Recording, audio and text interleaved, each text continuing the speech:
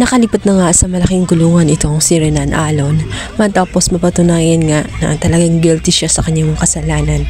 At bukod pa roon, maraming ebidensya na nakalap tungkol sa kanya dahil sa nakuha nga ang naturang bag kung saan naglalaman ng mga larawan. Mga larawan ng kanyang mga nabiktima. Kaya naman sa pagkakataong yon, kinausap na nga nilalet itong si Renan Alon dahil maging ang kaso tungkol sa kanyang inang namatay na ito ang si Meredith ay bubuksan na rin niya.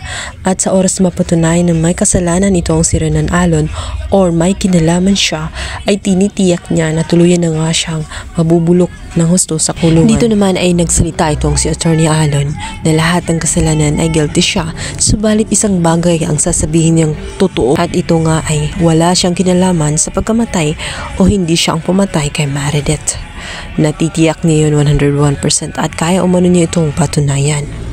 Sa kabilang banda, darating at papasok naman itong magiging bagong abogado ni Attorney Renan Alon. Ito nga si Attorney Romantico. Isa ring magaling na abogado na siyang makakatulong naman sa kaso niya. Nainahain nga nitong si Lilet dahil naniniwala siya na may kinalaman si Renan sa pagkamatay ng kanyang inang si Meredith. Dito naman ay nagkumpisal itong si Renan Alon dito sa kanyang abogado na wala siyang kinalaman at gusto niyang sabihin ang katotohanan kina court at kina Lilet kung sino talaga ang totoong may sala. Kaya naman sa pagkakataong yon ay tinawagan agad nitong si Mr. Romantico itong si Lilet dahil gusto nga makausap ni Renan Alon. At dito nga ay malalantad na ang katotohanan na ang may kinalaman sa pagkamatay nga ni Meredith ay walang iba kundi ito nga ang si Patricia.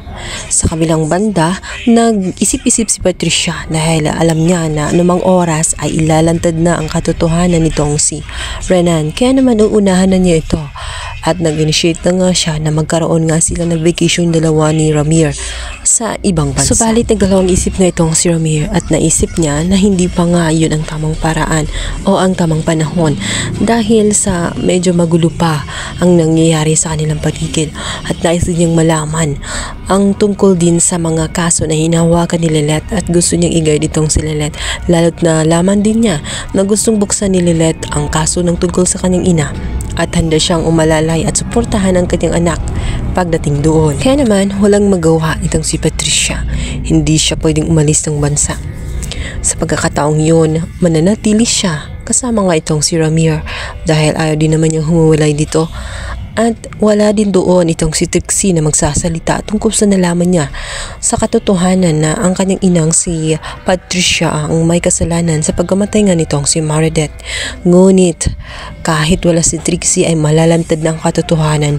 Ngayong alam na nga ni Lilet ang totoo ay susunod na nga ito sa kulungan. Matutuldukan na nga kaya ang kasama nitong si Patricia at magkaka-reunion na nga sila ng kanyang best friend na si Attorney Alon kung saan nakulong na rin at napatunayan talagang guilty dahil sa mga ebidensyang nakuha at dahil sa naretrieve na nga ang katawan nitong si Mang Canor at positive talaga ang kanyang ginawa dahil na rin kay Maynard na siyang nagsalita at ngayon ay naging star witness na nga sa kampo nga nitong si Lilet.